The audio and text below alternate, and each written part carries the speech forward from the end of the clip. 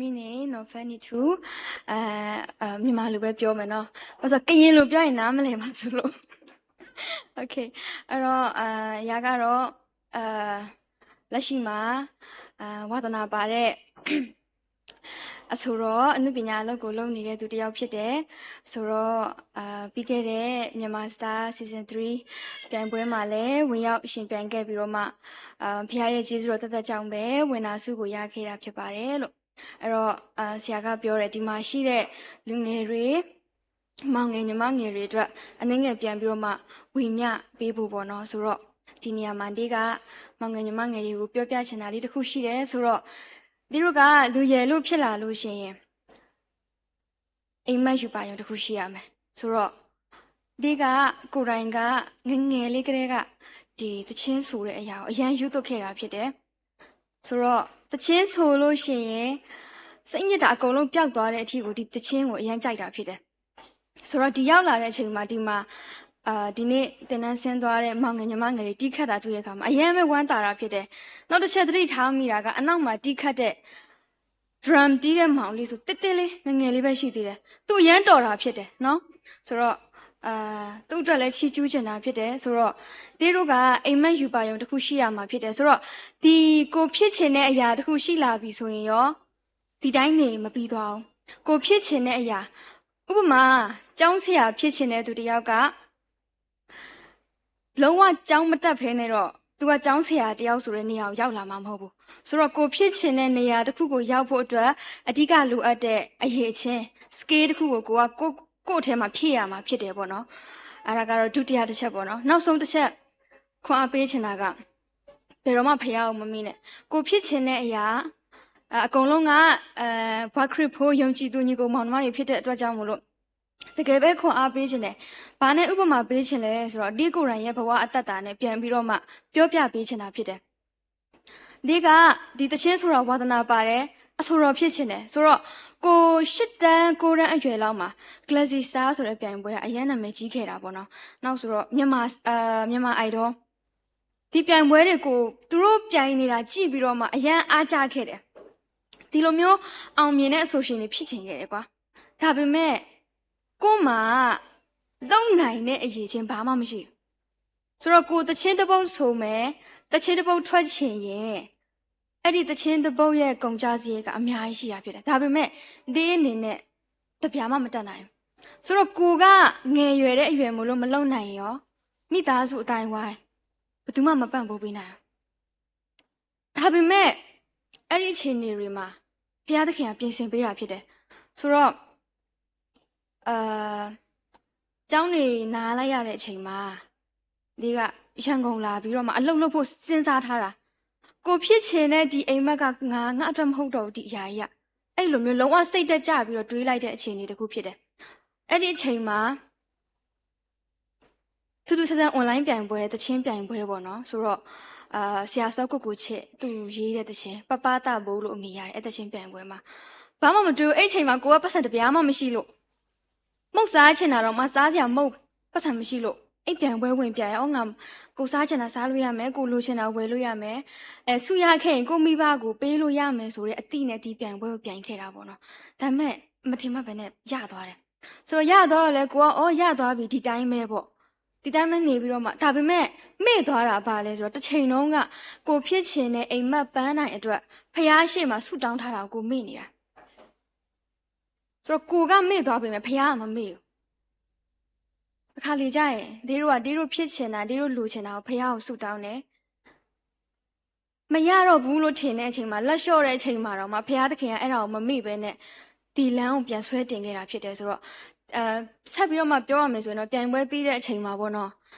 ဒီတိုင်းပဲအလုပ်ဆက်လုပ်မယ်ဆိုပြီးတော့အဲ့ချိန်မှာကကိုရီးယားစာတင်တန်းကိုသွားတက်အဲ့ချိန်မှာဘာဖြစ်လဲဆိုတော့ဒီCrime Music Planet ဆိုတဲ့အဖွဲ့အစည်းတစ်ခုကနေပြီးတော့မှလာပြီးတော့ဆက်သွယ်တယ်။သူတို့ရဲ့ရေးထားတဲ့သူတို့လည်းကိုထူကိုထဝါသနာရှင်အဖွဲ့စူးစမ်းတဲ့သူပဲ။ဆိုတော့ဒီကိုလည်းသူတို့အနေနဲ့လက်တွဲခေါ်ခြင်းတယ်ဆိုပြီးတော့မှဒီမေတ္တာတက်တက်နဲ့လှုပ်ပေးချင်လာတဲ့အခါမှာအယံဝမ်းသာခဲ့တယ်ပေါ့နော်။အယံလည်းစူးစမ်းခဲ့တယ်။ဒါပေမဲ့ကိုဝါသနာပါတဲ့ဝါသနာရှင်တယောက်အတွက်ပထမဆုံးစတူဒီယိုမှာတချင်းဆိုမယ်ဆိုရင်လေ vocal guide ဆရာမပါဘဲနဲ့တော်တော်ကြီးစင်မပြေခဲ့ဘူး ဘာလို့ကိုကတချင်းဆိုရင်ပုံမှန်ဒီလိုဖျားเจ้าမှာဆိုနေတဲ့ပုံစံပဲဆိုခဲ့တာဖြစ်တဲ့အတွက်ကြောင့်မလို့ recording ထဲမှာဒီ music ဒီmelody ပေါ့နော်ဒီ music only ရှိနေတဲ့အရာတခုကိုမှကိုယ့်ရဲ့ vocal ကိုဘယ်လိုထပ်ရမလဲလုံးဝမသိဘူးဒါပေမဲ့ကျေးဇူးတော်ပဲကုညီပေးမဲ့သူတွေရှိတယ်ကိုယ့်ရဲ့အစွမ်းအစမဟုတ်ဘူးဆိုတော့အဲ့တချင်းလေးတွေထွက်ခဲ့တယ်ဆိုတော့ဒီတချင်းလေးတွေကိုအတိမပြုတ်ခဲ့ကြတဲ့မိသားစုတွေရှိခဲ့တယ်ပေါ့နော်ဆိုတော့တဖြည်းဖြည်းနဲ့တည်းကတချင်းတွေလှုပ်လာတယ်နောက်ပြီးတော့တစ်နှစ်လောက်ကြာတဲ့အချိန်မှာလုံးဝစိတ်တက်ကြသွားပြန်အောင်အဲ့ဒီအချိန်မှာတချင်းတစ်ပုတ်လက်ဆောင်လာပေးတယ်အကိုတယောက်ကဘာတချင်းလဲဆိုတော့ဒီနေ့အနော်တယောက်လေးကိုလာပြောတယ်ကျေးဇူးတင်တယ်ဆိုတော့တချင်းပြီးတော့တချင်းကနေ့ရက်တိုင်းနိုးထားရတယ်တဲ့ဒီຢာတွေအတွက်ကျေးဇူးတင်တယ်တဲ့အဲ့လိုမျိုးပြောချင်တာဆိုတော့အော်ကိုစိတ်ညစ်နေငါဘာလို့စိတ်ညစ်နေရမှာလဲပေါ့နော်ကိုလူတယောက်ကလာပြီးတော့မှဒီတချင်းကိုလာပေးပြီးတော့ဒီဆိုပါလားဒီအတန်နဲ့ဆိုအရန်လိုက်မှာပဲဆိုပြီးတော့မှလက်ဆောင်လာပေးတဲ့အချိန်မှာနဲ့အရန်ဝမ်းသာပြီးတော့ဆိုခဲ့တယ်ဒါပေမဲ့ဒီအနေနဲ့နည်းနည်းရှည်သွားရင်တော့တောင်းပန်ပါတယ်ဆိုတော့ပြန်ပြီးတော့မှတက်တေခံချင်တာဖြစ်တဲ့အတွက်ကြောင့်မလို့နော်ဆိုတော့တခုဝင်ငါချင်တာကတချင်းတစ်ပုတ်ကိုအတန်သွင်းတော့မယ်ဆိုရင်အမြဲတမ်းဆူတောင်းတယ်ဘာလဲဆိုတော့ဘုရားသခင်ဒီတချင်းအတွက်သမီးကိုကောင်းချီးပေးလို့ကျေးဇူးတင်တယ်ဒါပေမဲ့ကိုတော့သမီးကဘာမှမဟုတ်ဘူးသမီးဒီတချင်းဆိုလို့သမီးကနာမည်ကြီးဆိုတော့တယောက်လည်းမဟုတ်ဘူးကိုတော့ဒါပေမဲ့ဒီတချင်းကြားတဲ့သူတစ်ယောက်ပဲဖြစ်ဖြစ်နှစ်ယောက်ပဲဖြစ်ဖြစ်ဒီတချင်းကြားပြီးတော့သူတို့ခွန်အားရရင်သမီးကျေနပ်ပြီကိုတော့အမှုတော်အတွက်သမီးကိုနည်းနည်းလေးသုံးရင်သမီးကျေနပ်ပြီဆိုပြီးတော့မှအမြဲတမ်းပဲဒီလိုပဲအသက်တာကိုဆက်ကပ်ပြီးတော့မှဒီတချင်းဆိုခဲ့တာပေါ့နော်ကိုလည်းဝါသနာပါတဲ့အရာလည်းဖြစ်တယ်လို့ဖခင်အတွက်လည်းဆက်ကပ်တာပေါ့နော်ဆိုတော့ထပ်ပြီးတော့ပြောရမှာဆိုနောက်ပိုင်းတချင်းတွေဆက်လာတယ်ဆိုတော့တပုတ်လှုပ်ခဲ့တယ်ဆိုတော့နားညောင်းမှုပါဒီတချင်းလဲထွက်တော့ကတစ်နှစ်ကျော်လောက်ဒီဘယ်သူမှမသိဘူးဒါပေမဲ့နောက်ပိုင်းမှာဘာဖြစ်သွားလဲဆိုတော့ဒီတချင်းကိုနားထောင်ပြီးတော့မှခွန်အားရလာကြတာလူတွေကအဲ့အချိန်မှာဘလောက်ထိပျော်လဲဆိုအော်ကိုတော့ကျေးဇူးတင်တယ်ကိုတော့ဒီတချင်းလေးကိုသမီးတော်တတိမထားမိပဲနဲ့ကိုတော့သုံးနေတဲ့အတွက်ကျေးဇူးတင်တယ်ဆိုတော့အဲ့တချင်းအဖြစ်ဒီပြန်ကြားရတဲ့အရာတချို့ရှိတယ်အဲ့ဒါဘာလဲဆိုတော့ဒီတချင်းကိုတဲ့ကြားပြီးတော့မှလုံးဝဖះကိုမသိမယုံကြည်တဲ့သူပေါ့နော်ဘာတော့ခါပေါ့သူတို့ကလုံးဝခရိယန်ဖြစ်သွားတာအဲ့လောက်ထိဖះကဒီနေရာလေးမှာကိုယ်အသုံးပြုတဲ့အတွက်အရန်ကျေးဇူးတင်တယ်ဆိုတော့မှဖះရှိမှပြောခဲ့တဲ့အရာရှိရပေါ့နော်ဆိုတော့ဆက်ပြီးတော့မှတချင်းတွေလှုပ်လာတယ်ဆိုလာတယ်နောက်ပိုင်းကျတော့လှုပ်ရှားမရှိဖြစ်သွားအဲ့ချိန်မှာမြန်မာစားပြိုင်ပွဲကရောက်လာအဲ့တော့ကိုကတော့ပြိုင်ဖို့အတွက်တော့အဲ့လောက်ထိတော့မစင်စားမိဘူးပေါ့နော်ဒါပေမဲ့ကိုယ့်ရဲ့နောက်ကလူကြီးတွေကသွားပြိုင်တငယ်ချင်းတွေလာပြီးသွားနေသွားဆိုပြီးတော့မှတွန်းအားပေးတဲ့အချိန်မှာโอเคစူးစမ်းကြည့်မယ်ဆိုပြီးတော့သွားခဲ့တယ်ဒါပေမဲ့ဒီပြိုင်ပွဲ audition ကဩဂတ်လ16ရက်နေ့ဆိုတော့အဲ့ဒီ audition မသွားခင်နေ့မှာဒီဆူတောင်းတဲ့အရာတစ်ခုရှိတယ်ဘာဆူတောင်းလဲဆိုဘုရားသခင်လို့သမီးလို့ဒီပြိုင်ပွဲပြိုင်ရင်လို့ဝင်နာစုလို့ရှင်တယ်လို့နောက်တစ်ချက်ကလို့တကယ်လို့မရခဲ့ရင်တောင်မှပဲဒီပြိုင်ပွဲပြိုင်ဖို့အတွက်ဘုရားသခင်အလိုရှိရင်သမီးကို audition ပေးအောင်လို့ဒီအတန်စစ်တဲ့အဆင့်ပေါ့နော်တကယ်လို့ဘုရားသခင်မကြိုက်ဘူးဆိုရင်လို့ဒီ audition မှာသမီးကိုဖြုတ်ချခဲ့လို့ဒီအဲ့လိုဆူတောင်းပြီးတော့မှသွားခဲ့တယ်ပေါ့နော်ဆိုတော့တကယ်ပဲ audition မှာဗာခဲ့တယ်တစ်ဆင့်ဆူတောင်းတယ်result show ရောက်တာအရင်စိတ်လှုပ်ရှားတဲ့အရာဖြစ်တယ်အဲ့ဒါဘာလို့စိတ်လှုပ်ရှားလဲဆိုတော့ဒီညဖျားသခင်ငါ့ကိုဘလို့အဖြေပေးမလဲဆိုတဲ့အရာပဲဆိုတော့ top 10ကနေ top 5 sorry top 8 top 7 top 6ရောက်လာတဲ့အချိန်မှာအမြဲတမ်းအတွေးတစ်ခုပဲရှိတယ်ဒီ result show ညမှာဖျားငါ့ကိုဘာပြောမလဲငါဆွတောင်းတဲ့အရာကဒီလိုဒါပေမဲ့ဖျားငါ့ကိုဘလို့အဖြေပေးမလဲဘလို့အခြေအနေပဲဖြစ်သူ့ရဲ့သူဖြစ်စေခြင်းတဲ့အရာကိုဟုတ်ကဲ့ကိုရောဆိုပြီးခေါင်းငုံလက်ခံပြီးတော့မှဆက်သွားဖို့တော့အဆင်သင့်ပဲဆိုတော့ကျေးဇူးတော်ကြောင့်ပဲအဆင့်တိုင်းမှာတစ်ဆင့်ပြီးတစ်ဆင့်ဘုရားသခင်ကပို့ခဲ့တာဖြစ်တယ်ဆိုတော့အဲ့ဒီအဆင့်အထိမှာတိုက်ခိုက်တာတွေရှိခဲ့တယ်ကိုတော်မသိတဲ့သူကကိုမုန်းကြတယ်ပေါ့နော်ဒီလူကိုဘာမှလည်းမလုပ်တာအရန်သဘောကျတဲ့ comment လေးတစ်ခုဖတ်မိတာပါလဲဆိုတော့ funny to အတန်ကတဲ့ရှာတူနေတဲ့အတန်နဲ့ဆိုတော့အဲ့ဒီ comment ကြည့်ပြီးတော့အိုးကိုရောဘာဆက်ပြောရမလဲတော့မသိတော့ဒါပေမဲ့ဒီတိုင်းပဲဘာလို့ဒီအရာတွေကဒီအတွက်ဘာမှမဟုတ်ဆိုတော့你也真的呼吸个，过去的度个呗，过个弯那样老奶奶，过等木他的牙个呗，过个弯那样老奶奶。所以那边杀多比如嘛，我那片 grand final 所以今年也 rehearsal 是啊不喏，而 rehearsal 你嘛把片来说，饭了哟，meeting 考了不，饭前，啊这个的organization 班呢，都不过，哎起嘛。အဲ့ဒါတော့ဆက်တော့မပြောတော့ဘောနော်။ဘာဖြစ်လဲဆိုတော့အဲ့ meeting ပြီးတဲ့အချိန်မှာမျက်စောင်းထိုးခံရတယ်။ကိုလည်းမသိဘူးကွာ။ကိုကသူ့ကိုသွားပြီးတော့ပြုံးပြတယ်။အဲ့လိုမျိုးဟေးကွာတောင်းပန်တယ်နော်ညီမဖန်နေကအကိုကိုပြောတာများသွားမယ်ထင်တယ်ဆိုပြီးတော့မှသွားပြောချင်မှမျက်စောင်းထိုးတယ်။ဘလို့လဲပေါ့ကိုကပြုံးပြီးတော့မှသူ့ကိုသွားတောင်းပန်တာလေ။အော်ဒါပေမဲ့ကိုမမားတာသိရနော်။ဒါပေမဲ့သွားတောင်းပန်ခဲ့တယ်ဆိုတော့အဲ့လိုဖြစ်တဲ့အချိန်မှာအရက်စိတ်တက်ကြသွားပြီ။နောက်တစ်ချက်ကဘာလဲဆိုတော့ဒီပြိုင်ပွဲကာလမှာဒီကိုအားပေးတဲ့သူတွေကအရန်ခက်ခဲတာသူတို့စီက vote တင်ကိုမတောင်းရဘူးလုံးဝမတောင်းရဘူး vote တင်တောင်းတဲ့ post ကိုမတင်ရတာဆိုတော့အကုန်လုံးခက်ခဲတယ်ကိုလည်းခက်ခဲတယ်သူတို့လည်းခက်ခဲတယ်ဆိုတော့ယုံကြည်ချက်တစ်ခုပဲရှိတယ်ကိုကိုအားပေးတဲ့ဒီမိသားစုရှိရင်ဒီ vote တင်နဲ့ကိုကိုမပန့်ဘိုးရင်တောင်မှလို့ကိုဒီလမ်းကိုဆက်လျှောက်တဲ့အချိန်မှာသူတို့ရှိနေမှာပဲဆိုတဲ့စိတ်နဲ့ vote တင် post ကိုလုံးဝမတင်ဘူးအိမ်ညမှာဖြစ်ပေါ်ကအိမ်နေညမှာဖျားသွားရောချောင်းဆိုးတာတညလုံးပဲမိုးလင်းတော့စီဖောတာဆေးလာတိုက်တယ်ဆဲအကြီးကြီးပဲ9လုံး6လုံးလောက်ရှိတယ်လက်ထဲမှာအပြည့်ပဲအနော်တောက်လိုက်တယ်နေပျောက်သွားမယ်သူကအကျိတ်နေအဲ့နဲ့အဲ့ဆေးကိုတောက်ပြီးတော့အိတ်လိုက်တာတနားရီလောက်ကြာသွားတယ်ကြာပြီးတော့အဲ့ဒီပြိုင်ပွဲကတနားရီလောက်ဒီလိုသွားရတော့မယ်ဆိုရင်အဲ့ဒီတနားရီမတိုင်ခင်မှာစကားမပြောနိုင်ဘူးဘာလို့တောက်လျှောက်ပင်မန်းလာတာဖြစ်တဲ့အတွက်ကြောင့်မလို့ဒီလေဘင်းကလည်းအားမရှိတော့နေလည်းမကောင်းဆိုတော့လေဘင်းကပူပြီးတော့အပူရှက်တယ်လို့ဖြစ်ပြီးအတန်လုံးဝမထွက်တော့အဲ့ဒါဘယ်လိုဖြစ်လဲဆိုတော့စွတ်တောင်းတဲ့အဲ့ချိန်မှာတည့်ရဲ့တချင်းလေးတစ်ပုတ်ရှိတယ် YouTube ဖွင့်လိုက်တဲ့ချိန်မှာဒီတချင်းကချက်ချင်းထွက်လာတယ်တချင်းကောင်းစင်ကအမြဲရှိနေသူလေဆိုတော့အဲ့တချင်းစစချင်းအာတင်ထားပါနော်အရှုံးများနဲ့ရင်ဆိုင်နေခြင်းဆိုတော့ဟာဒီတချင်းကကို့ပြန်ပြောနေတာနော်ဟာအရင်ကျေးဇူးတင်နေကြဆိုတချင်းနဲ့တပုတ်ပြီးတပုတ်နားထောင်တယ်အခွန်အားပေးသချင်းတွေဒီဖျားသချင်းတွေပေါ့နော် worship သချင်းတွေနားထောင်တယ်ဆက်ကတ်တယ်သခင်ယေရှုဆက်ကတ်တဲ့ချိန်မှာနောက်ပိုင်းမသွားခင်မှာပေါ့နော်ဒီပြန်ပွဲနေအောင်မသွားခင်မှာဆွတ်တောင်းတဲ့အရာတွေကပါလဲဆိုဖျားသခင်သမီးဘာမှမလုပ်နိုင်တော့ဘူးလို့သမီးစကားတော့မပြောနိုင်ဘူးလို့ကိုရောလို့သမီးအားလည်းမရှိဘူးလို့အဲ့ချိန်မှာအစားလဲစားခြင်းစိတ်မရှိတော့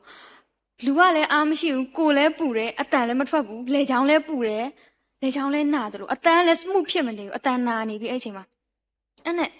ဆွတ်တောင်းတယ်ကိုရောသမီးဘာမှမလုပ်နိုင်တော့ဘူးလို့ဒါပေမဲ့ကိုရောရဲ့လို့သမီးဒီလိုချင်တဲ့ဝင်တာမရခဲ့ရင်တော့မလို့သမီးကဘာတူလဲသမီးကကိုရောသမီးလေဟုတ်တယ်မလားဖះကောင်းကြီးပေးတဲ့သမီးဒီလူတွေအရှိမသမီးအဆက်မကွဲချင်ဘူးလို့သမီးအဆက်ကွဲရတဲ့အခွင့်မပေးနဲ့လို့သမီးအဖြစ်ကိုရောဘုံထင်ရှားဖို့ပဲဖြစ်ချင်တယ်ကိုရောလို့သမီးအဖြစ်ကိုရောကိုသူများကဲ့ရဲ့တာရှုပ်ချတာသမီးမလိုချင်ဘူးလို့အဲ့လိုဆုတောင်းတယ်ဆိုတော့မျက်လုံးမိတ်ပြီးတော့ဘာမှမတတ်နိုင်တော့နောက်တစ်ချက်ကဒါကြားဖြတ်ပြောတာပေါ့နော်ဘာလဲဆိုတော့ဝေဖန်ချက်တွေအရန်တက်တယ် funny true တချင်းဆိုရင်မျက်လုံးမိတ်ပြီးဆိုရဲဆိုတာဘာမှမဟုတ်ဘာမှမတတ်နိုင်လို့ဆိုတော့အထူးသဖြင့်တပုတ်လုံးမျက်လုံးမိတ်တဲ့အချိန်ဆိုတာ English Sound Week မှာ International Sound Week မှာto love you more ဆိုတဲ့တချင်းမှာအဲ့နေတော့ကလည်းအရန်စိတ်လှုပ်ရှားတာလေအဲ့အချိန်မှာတိုက်ခိုက်မှုအများဆုံးအချိန်လို့ပြောလို့ရတယ်အရန်စိတ်လှုပ်ရှားပြီးတော့လေမျက်လုံးစုံမိတ်ပြီးဆိုချပလိုက်တာဒီအချိန်မှာလေကိုရဲ့ဒီတချင်းမှာပါတဲ့ဟိုင်းနှုတ်အပြည့်အဝကိုဆိုနိုင်မယ်လို့ကိုယုံကြည်ချက်မရှိဘူးလုံးဝမရှိဘူးဒါပေမဲ့တချင်းဆိုနေရင်းနဲ့မျက်လုံးမိတ်ပြီးတော့ဖះကိုပြောတာကိုတော့ကဲတော့သမီးမတတ်နိုင်တော့အဲ့လိုအချိန်နေဆိုတော့အဲ့ week မှာလည်းအကောင်းဆုံးဖြစ်ခဲ့တယ်ဆိုတော့ဒီ grand final မှာလည်းအဲ့လိုပဲဖျားသခင်သမီးဘာမှမတတ်နိုင်ဘူးဆိုပြီးတော့မှဆူလိုက်တာဆက်စချင်းဘာဖြစ်သွားသလားဟာဆိုပြီးအဲ့လိုဖြစ်သွားဆိုတော့လုံးဝလက်လျှော့လိုက်ပြီကိုရောကျေးဇူးတင်တယ်ဘလို့ပဲဖြစ်ဖြစ်ဒီအချိန်နေထိရောက်ခဲ့တယ်ဒီညဘလို့ result ပဲထွက်ပေါ့နော်ကိုရောပေးတဲ့အကောင်းဆုံးအရာအတွက်ကျေးဇူးတင်တယ်ဆိုတော့ဘာလဲဆိုတော့ဒီမြန်မာ star မပြိုင်ခင်ကတည်းကကိုရောသမီးကိုသုံးတယ်ကိုရောနောက်ထပ်လဲကိုရောသမီးဖြစ်ချင်တဲ့အိမ်မက်ကိုရောအကောင်းဆုံးပို့မယ်လို့သမီးယုံတယ်ဆိုတော့မှအနံလိုက်တာဆိုတော့ဒီမှာရှိတဲ့မိသားစုတွေကိုပြောပြချင်တာအရေးကြီးတဲ့အဓိကတစ်ချက်ကဘာလဲဆိုတော့ သခင်ယေရှုကခေါ်ရင်ထူးတယ်တဲ့ကိုယ့်ရဲ့ဝန်တာကိုယ့်ရဲ့အခက်အခဲကိုသူ့စီအပ်လိုက်ကိုဘာမှမလုပ်နိုင်တော့ကိုရောသမီးဘာမှမတတ်နိုင်တော့ကိုရောကဲဒီအရာကသူကကိုယ့်ကိုအကောင်းဆုံးလုပ်ပေးခြင်းတဲ့အရာကိုတေချာလုပ်ပေးသွားနိုင်တာဖြစ်တယ်ကိုရောတဝက်လောက်သမီးတဝက်လောက်ဆိုအဆင်မပြေတော့အဲ့ဒါဘာလဲဆိုတော့နောက်ထပ်တစ်ခုပြောပြမယ်အဲ့ဒါဘာလဲဆိုတော့လွယ်မေ့လို့မရတဲ့အချက်ပေါ့နော် sorry ဖျားကြောင်းနေပါဆိုတော့အဲ့ဒီတချင်းကိုဒီဆိုတဲ့အချိန်မှာ okay ဘာလို့အဲ့တချင်းကကျင့်ထားတဲ့အချိန်မှာအရင်ကောင်းတာလေ okay ငါအကောင်းဆုံးလုပ်မယ်ပေါ့နော်ဒီတစ်ချိန်တော့အခါလိုက်တခြားအပတ်တွေတော့ဖျားသခင်မလိုဘူးပေါ့ဆိုပြီးတော့မှဆိုချပလိုက်တာတလွဲဖြစ်သွားအဲ့ရနေစပြီးမလုပ်ရဲတော့ကိုဘာမှမဆိုလူကနည်းနည်းလေးကိုအားကိုးလိုက်လို့ရှင်ဖျားသခင်ကအပြည့်အဝကိုလှုပ်ပေးလို့မရအဲ့ဒါကိုနားလေသွားတဲ့အချိန်မှာကိုရောပဲလှုပ်ပေးပါဆိုပြီးတော့မှအနံလိုက်တာဖြစ်တယ်ဆိုတော့ကျေးဇူးတော်ပဲဆိုတော့ဆွတ်တောင်းခဲ့တဲ့အတိုင်းပဲဒီဝင်းနာဆိုတဲ့ဆုကိုရရှိခဲ့တာဖြစ်တယ်ပေါ့နော်လူနေအားဖြင့်ကြည့်မယ်ဆိုရင်ဒီပြိုင်ပွဲမှာပြိုင်ခဲ့တာကစုစုပေါင်း13000နီးပါးရှိခဲ့တာဖြစ်တယ်ဒီအယောက်13000မှာဒီဝင်းနာနဲ့ထိုက်တန်တဲ့သူကတကယ်တော့အများကြီးပဲ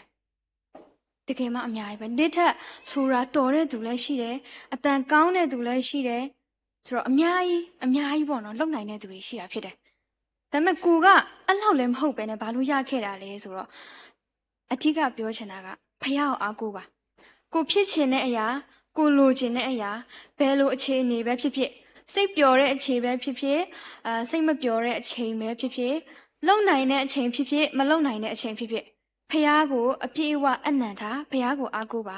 ဆိုတော့ဒီလိုဖြစ်ချင်တဲ့အိမ်မက်ကိုရောက်ရှိမှာဖြစ်တယ်ဆိုတော့ဒီနေ့ဒီနေရာမှာဒီလိုမျိုးပြန်ပြီးတော့မှပြောပြနေတာကဒီရဲ့အိမ်မက်ကရောက်သွားပြီလားဆိုမရောက်သေးဘူး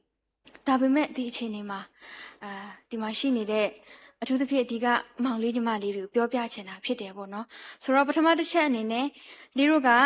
အိမ်မက်ရှိရမယ်ဒီတို့ဖြစ်ချင်တဲ့အရာရှိရမယ်ငါအသက်30ရောက်ရင်ငါဘာဖြစ်ရမလဲဆိုတဲ့အိမ်မက်ရှိရမယ်အဲ့ဒီအိမ်မက်ရှိပြီဆိုရင်ဒီအိမ်မက်အတွက်လိုအပ်တဲ့ skill တွေကိုဖြည့်ရမှာဖြစ်တယ်စူးစမ်းရမှာဖြစ်တယ်နောက်တစ်ချက်ကဘယ်လိုစူးစမ်းရမလဲဆိုတော့ဖះနဲ့အတူတူစူးစမ်းပါဖះကိုအားကိုးပါဒါဆိုရင်ဖះသခင်ကအကောင်းဆုံးပို့ဆောင်မှာဖြစ်တယ်လို့ပြောပြချင်ပါတယ်အရောက်ဆိုတဲ့ဖះရှင်ကောင်းချီးပေးပါစေ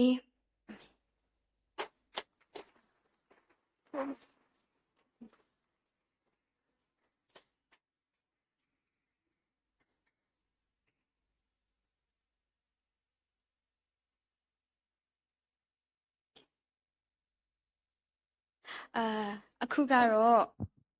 အစတော့ကတော့ okay ဟိုတချင်းဆိုမယ်တရာ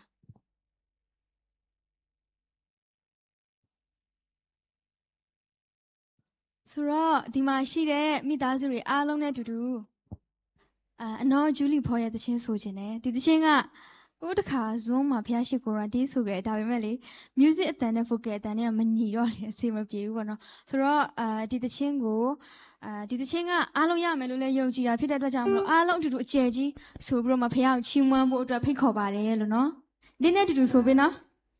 ဆိုပေးမလားအကူမယ်နော်